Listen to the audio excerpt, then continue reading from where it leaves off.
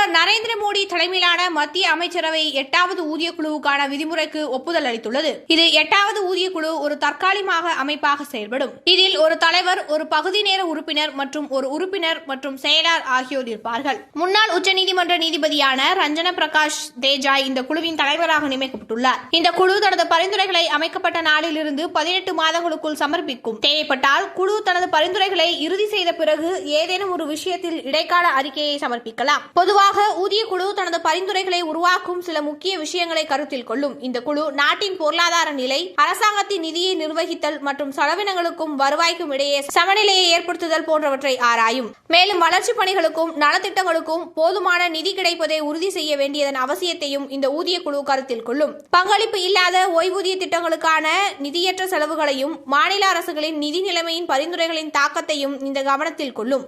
மாநில அரசு பொதுவாக மத்திய அரசின் பரிந்துரைகளில் சில மாற்றங்களுடன் ஏற்றுக்கொள்கின்றன. மத்திய நிதித்துறை நிறுவனங்கள் மற்றும் தனியார் துறைகளில் உள்ள ஊழியர்களுக்கு வழங்கப்படும் சம்பளம், சலுகைகள் மற்றும் பணிச்சூழல் ஆகியவற்றையும் இந்த குழு ஆராயும். மத்திய அரசு ஊழியர்களின் சம்பளம், ஓய்வூதிய பலன்கள் மற்றும் பிற சேவை நிபந்தனைகள் தொடர்பான பல்வேறு பிரச்சனைகளை ஆராய்ந்து தேவையான மாற்றங்கள் குறித்து பரிந்துரைக்க மத்திய ஊதிய குழுக்கள் அவ்வப்போது அமைக்கப்படுகின்றன. பொதுவாக ஊதிய குழுக்களின் பரிந்துரைகள் ஒவ்வொரு 10 வருடங்களுக்கும் ஒருமுறை செயல்படுகின்றன. இந்த வழக்கத்தின்படி 8வது ஊதிய குழுவின் பரிந்துரைகள் 2026 ஜனவரி மாதம் முதல் செயல்படும் என்றும் எதிர்பார்க்கப்படுகிறது.